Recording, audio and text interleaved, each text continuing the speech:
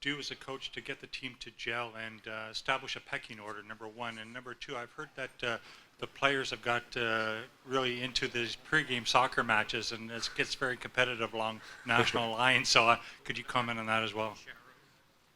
Well, I think number one, to bring this group together, it was very important for us. I've repeatedly told people that we ask them to embrace their country flag on their arms. So sometimes it's things you don't do that allows the players to feel comfortable and continuing to represent their countries, all 8 countries that they're representing. So that's number one. The place we need to get connected is on the ice. Okay.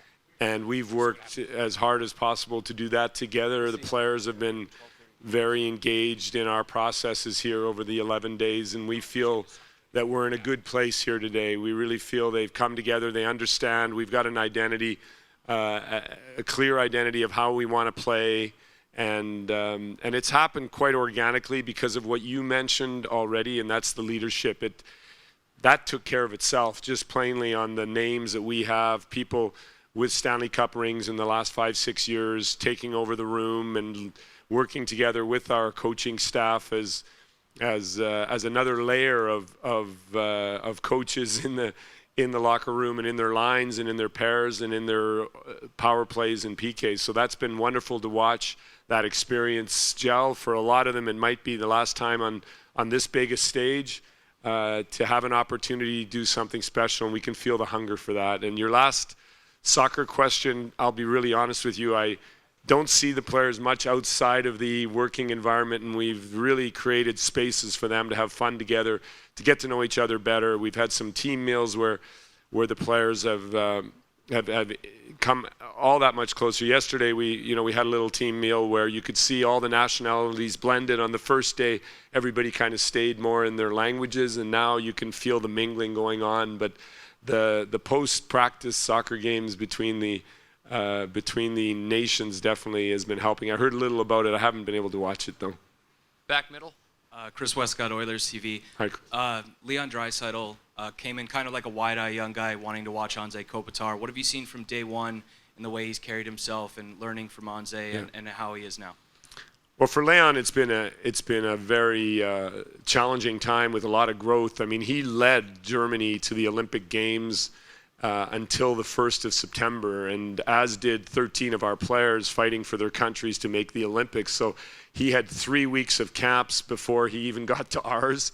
So they came in, though that group came in naturally a little fatigued from that challenge, but at the same time immediately engaged in this one. But Leon had some adjustments to make from the big ice, as did everybody else. And we think that he reacted really well to having reduced ice time in Game 2 with his hat trick in Game 3. And just, his hunger to improve as a player is a lot of fun to be around. And I know him since he was a little boy. I played with his father in Germany in the 80s. And I think he's going to be very exciting for Edmonton for the future, just because of what he's shown here in these last 11 days, but also what he did with Germany to take the lead and in a difficult challenge take them to the Olympic Games. So lots of good things happening for Leon. Back right. This is Marc Godin from La Presse Montreal. I was just wondering, what did spending time in Montreal and in Quebec City did for team bonding? Well, we're in our 4th city now in 12 days, and I think that Quebec City, first of all, being a non-NHL market at the moment, was a wonderful place to start. The buzz around our team and the buzz around the game with Team North America was strong. We felt it right off the hop, and in and around the hotel, and of course we stayed near the core of the city. We had multiple meals together. And really it was the perfect kickoff for us. And then heading into Montreal, an NHL market, we were slapped in the face by the kids in the first 20 minutes. And in an NHL building, the reaction was strong. And really that's where our identity was born. And we came together, getting on the plane again to Washington. And back here, we've just improved every day in so many different ways that I can't believe in warp speed how we've gotten to where we are today. We had a plan. And we're right there right now. So what you're going to see tomorrow is a group playing very close to its potential at this time in September, considering all the circumstances, we're ready to go. But Montreal and Quebec were excellent starting points for us. Chris up front. Ralph, 30 years ago when this was a Canada Cup, not as many Europeans in the NHL. Right. There's distinct styles between the countries.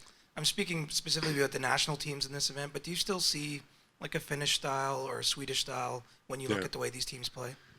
Well, there's no question it's blending. If you look at the National Hockey League, 40% of the top 6 forwards, top forward, D, and the first goalkeepers are Europeans. 40% of your top flight players are Europeans.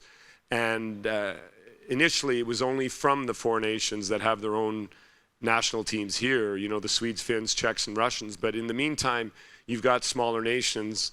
If you think of the Danish country with its handful of players now, the Swiss with a handful. When I began coaching the national team in Switzerland in '97, that was a dream for Swiss players and an impossible dream at that time. And if you think of the doors that were broken down by David Aebischer and Mark Streit for Swiss players to now be the norm in the NHL, for Roman Josi to be able to be an absolute star is bred by those guys that broke the doors down. So today we're looking at a group of NHL players from all these little so-called smaller nations. The group that we're always sitting behind, we used to only have 8 teams at the World Championships, and these teams would never be there, right? So they expanded to 12 and then to 16 in 1998.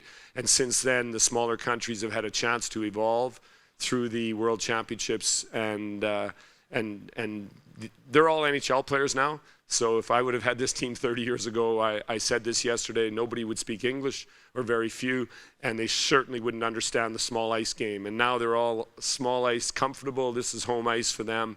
And so that also gives us a chance to be very competitive here. So the transition, just since I've been in international hockey at this level since '97, has just been amazing.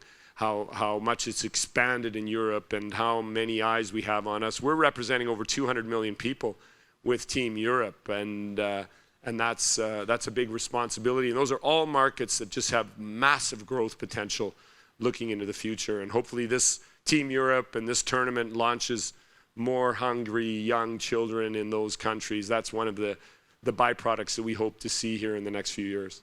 Got time for 2 more. Amelie up front. Emily Benjamin, NHL.com. You mentioned Roman Josi is an absolute star. What have you seen in terms of the development of his game from the time you were coaching him with the Swiss national team? Well, in Switzerland, when he played in the league with the men for the first time, and also on the national team, it was especially the game away from the puck. He had more time and space on the big ice, and his skill set was always evident, and his amazing instincts offensively, and now he's blended that with a real responsible defensive game. He's strong on the PK. He's courageous in his battles. He plays, a Nicholas Lidstrom smart kind of defensive game where he doesn't need to use a lot of physicality to be in the right place. Great stick, and offensively, if you look at his foot speed in the last couple of games and how he just suddenly clicked in, it's such an exciting asset to have. He's created a lot of offense for us on his spontaneity, and that's what the game wants, is a few players like that on the ice all the time where you don't know what you're getting, and that makes it tough for the defense. But Roman has worked really, really hard. I know that. I'm in Switzerland. It's my home country still from a resident standpoint, and I see him a lot over the years, and he's invested so much into being the player he is today. But as somebody who saw him as a child growing up since he was 10 years old, it's a wonderful thing to watch his game just so complete right now, and into the future he'll be a big light in the league. Last question, Pierre on the left. Hi. Hey, Ralph Correa. You were Dr. Big Ice for Team Canada in Sochi, and Mike Babcock talked about how invaluable your input was for what they did over there. Now the ice has shrunk on you here, and Yeah. it's maybe been a while for you on this type of ice surface, but how much has that impacted the concepts that you're trying to get through to your guys here? Well, it was a while for all ice, big or small. I had some runners and cleats on once in a while lately, but the small ice adjustment is not difficult because the players here are so comfortable on it, and it's more about, as a coach, we need to adapt with what our players are capable of. Now, if I was bringing a Swiss national team or a German national team over here onto this ice, it would be much more of a challenge.